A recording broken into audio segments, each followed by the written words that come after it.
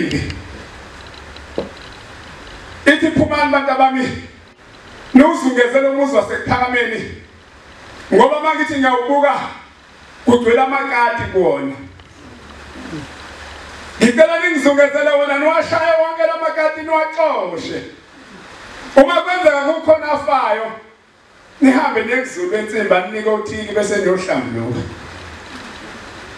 Zasuke ingane zensimbi zahamba zawuzungeza umuzi zawashaya amakati zawaxosha kuwamuzi afayo afa zasenza kuzulu zahlambuluka zabuya zaze enkosini zamukela isibusiso.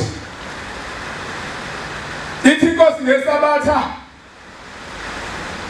imphambi kwaManazaretha ithi Manazaretha ngithume abantwana ukuba bazungeze umuzi wasekuphakameni baxosha amakati lawa nane beniwabona niyabona ukuthi awasekho abantwana bensimbi bawaxoshile.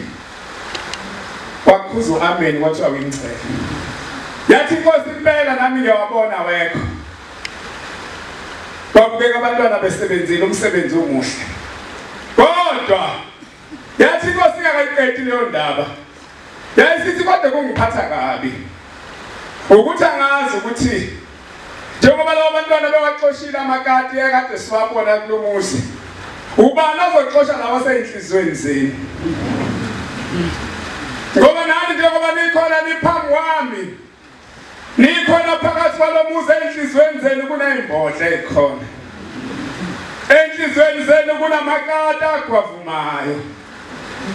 Awagcinike ngokugwavuma egwavumela umnikazi wawo noma uShumayela amgwavumela bekhuluma nawe. Noma ngakhuluma indaba yokuza kwaShembe. Bonke abantu bathi amen bajabulela ukuthi inkosi yeza kodwa enhlizweni yakho khona imbodla egwavumayo. Awagcini ngokugwavumela abaShumayeli nabavangeli mhlawumbe abagwavumela. Mhlawumbe nabefundisi namakhosi nabakhokheli. Mhlawumbe sigcine mhlawumbe sesigwavumela nabazali bethu ithi inkosi uvale ngalo ukuthi le imbodla ezikunina zona zizoxoshwa uba ngoba nami sezingehlulile. Uyathanda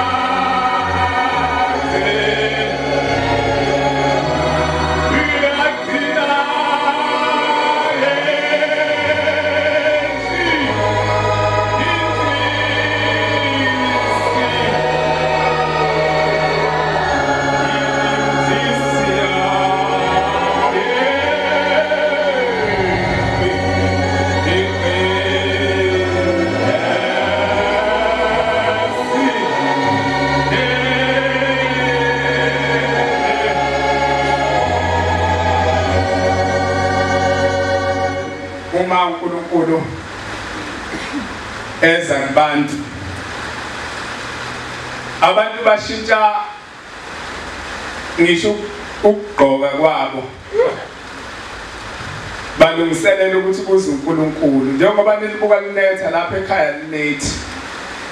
Uma umuntu ethi angiye esontweni walapha ekhaya ngoba nakuliyanetha kulungiselela uNkulunkulu uneshwa.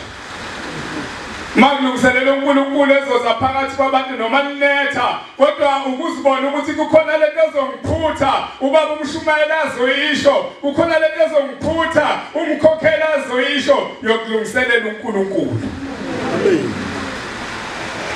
Ithi inkosi baba uMshumayela ikhuluma ngomama emzini wasekuphakameni ithi kube ubazi yonke imigidi bezoyigida kaJulayi. Yonke imigidi kaJulayi bezoyigida. Ngiyaxolisa osesizwe nabashumayeli. Mangilapho kufika indaba yokuthi ngicelela ubaba umfundisi uDladla. uba uNkulunkulu omkhulu wasebuhleni endleleni yakhe ayithathile ngokusa kwanamhlanje uNkulunkulu wasebuhleni athuma abaqondisi bakhanyisa indlela yakhe ayibonga Nkosi. Iyona vele indaba esihlalele lapha kulendlu indaba yokudlula ethuneni. Ithi ke Inkosi ubezoyigida yonke lemgidi ngoba uJulayi ulandela ubungeke usamfica. Mhlawumbe bekufuna ukulungisa kwethu kokuza kwenkosi enkulu yasebuhleni sikulungise sibhinqe ngempela ngoba asazi noma ikhona i-second chance esisazoyithola. Mhlawumbe umuntu uyahlala nabe abuke izinto zifana ukuthi uyeza uNkulunkulu nokuthi akezi abuke kufana athi sesobona thina ngonyaka ozayo ubani othe uyeza ngonyaka ozayo. Asiphukuli ngani manje kulokho asekshilo akayifihlanga nedate useyishilo ukuthi mhla ka-26 icace liyasina la ngoJune. Amen. Ikhona enkonzweni. Amen.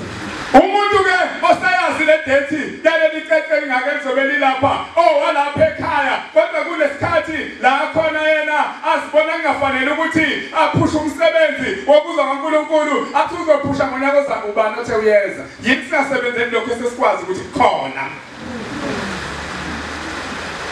Leyo ndaba shumayeli bengingezi la ngoba bengingamenywanga bikhona enkonzweni bengibuka ama-poster nje oyithulele kunomuntu engaka kulungile kodwa kubuhlungu la ngimenwe khona ngikho khona futhi ngila mina bengimenyele emkhambathini kuyoyithulela umfundisi wasemkhambathini kodwa ngikho isizathu ukuthi ngibe la isuke yaphingwa enkulu sihamba nenkosi le indaba ezithi ibicelwe ukusonta kwelinye lamathempeli la eThekwini. Ngiyathandaza-ke ngenhliziyo Shembe athi singafika kuleli thempeli inkosi emenwe kulona abantu bengekho lunethe. Ayazi yona ukuthi la emotweni ngihambe ngithandaze ukuze sizwe emkhambathini la ngifuna ukuya khona. Masifika nje abantu bengekho semkhambathini. Mina futhi sengiyaxoxa ngixoxela umsindisi esihamba ngithebe yazi kunenkonzo esephavalweni eSiyavuka. Hayi inkosi ngiyibona kade indaba yinaki yasesiphavalweni uma ingasabafika abantu lapha kade ibenwe khona isithi inkosi hayi asiyene ephavalweni nazo sekunenkonzo ephavalweni ayiphathi nenhlobo leyami yonke emkhambathini ikhuluma le ndaba esikuyo. Kodwa into engiyithandile kuza la yini ukuthi la ngikhona kuzinkosi yamaNazaretha ngomhla ka-26. Amen. Kodwa bengathi inhliziyo zethu kungaba yezabantu abalindele ukufika kukaNkulunkulu. Ngoba uNkulunkulu uma inhliziyo zethu zinemvuke zinomsindo zingezwani sixabe angazi noma sikufanele ukuthi eze. Ngoba uma singakufanele ukuthi eze umbhekwa akafikanga.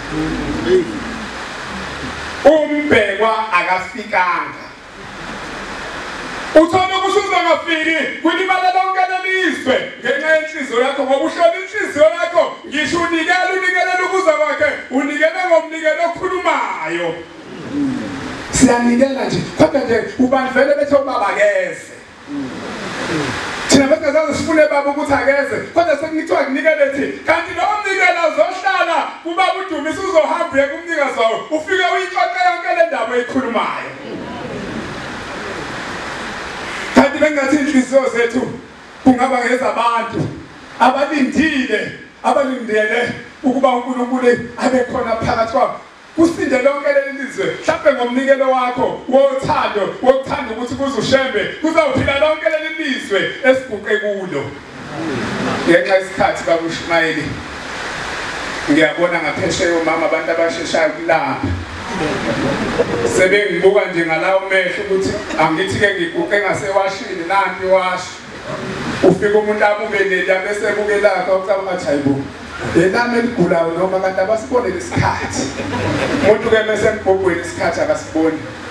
Ngicela ukudlulisa lokhu khona ngeke ngisasukuma inkosi engihamba nayo inkosi yakwaBombo uMshumayeli Dumisa bemthwalume iphethe izizwe ezintathu.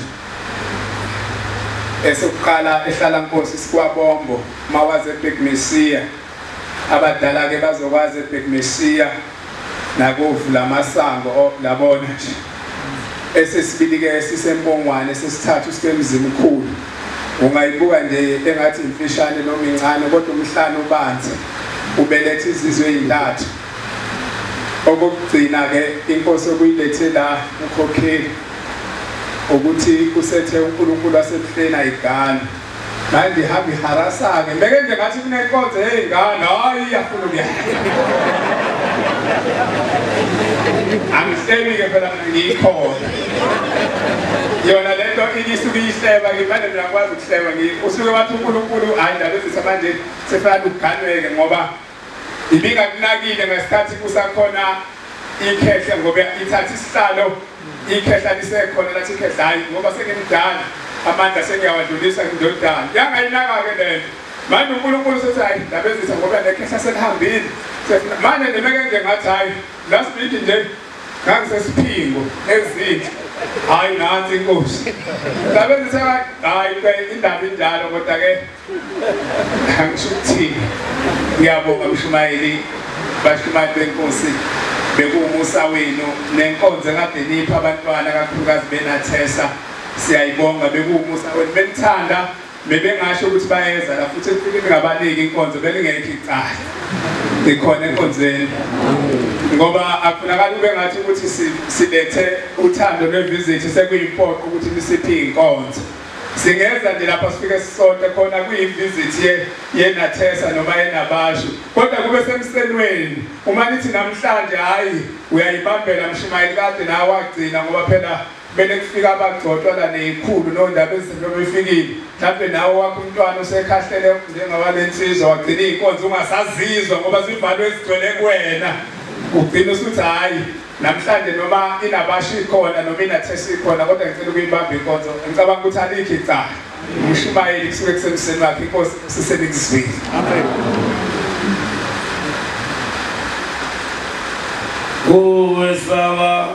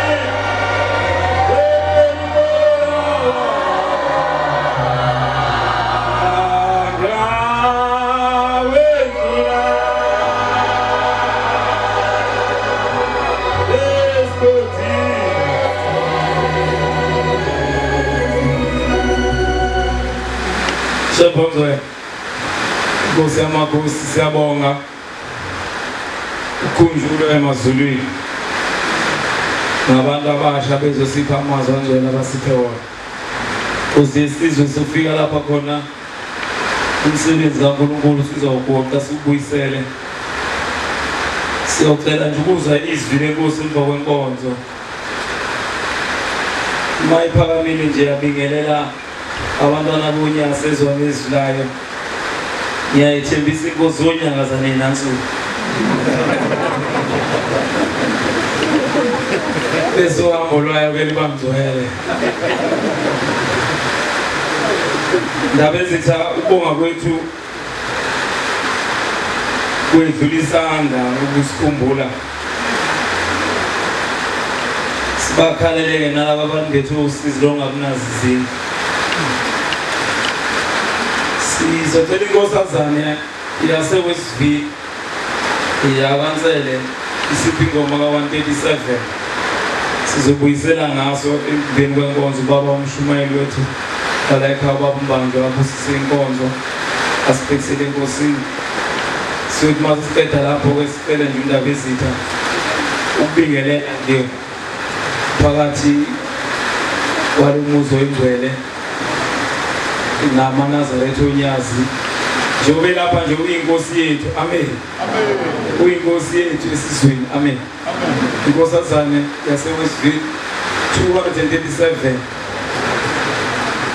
inkosi yobusisa ukuphakama kwenhlangano engcwele amen ngake sozwa ngezi nampo